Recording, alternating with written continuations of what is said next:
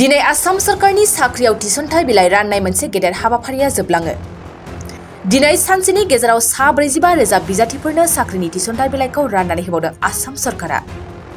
आसाम सरकारा सिगाङाव रायजोनि 1 लाख लाइमोनफोरनि साख्रि होगोननि बाथ्रा होनायखौ मावफुंजोबनो दायो खाथियाव सफैबाय। बेनि सिगां थांनाय बोसोराव खमैबो 26,000 सुबुंफोरनो साख्रिनि थिसनथाइ बिलाइखौ राननानै होदोंमोन। नाथाय दिनै सानसेनि गेजेरावनो 45,000 बिजाथिफोरनो साख्रिनि थिसनथाइ बिलाइखौ राननानै होदों। दिनै आसाम सरकारा खानापारायाव खुंनाय मोनसे गेदेर हाबाफारिनि गेजेरजों साख्रिनि थिसनथाइ बिलाइखौ राननानै होयो।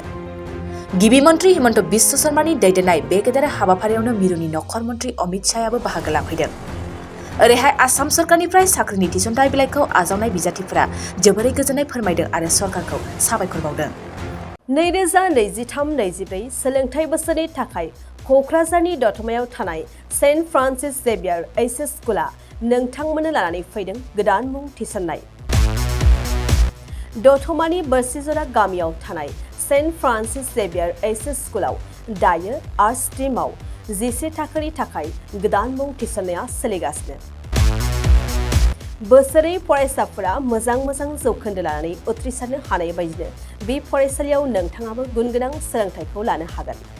लोगोसेयैनो बे फरायसालियाव सोलोंथाइनि मोजां थासारिखौ बिथा खालामनानै हौवासा आरो हिन्जावसानि थाखाय आलादा हस्टेलनि खाबुबो दं। गोसो गोनां बिजाथि एबा फरायसाफोरा आर्ट्स स्ट्रीमाव 11 थाखोनि थाखाय मुंखौ सेन्ट फ्रान्सिस जेभियार एइचएस स्कुलाव थिसननो हागोन।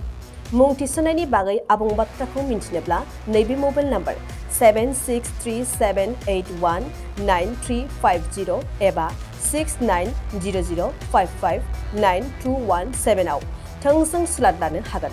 थामहिनबा सेन्ट फ्रान्सिस जेभियार एइचएस स्कुलाव थांनानैबो नोंथाङा सुलाद लाहैनो हागोन।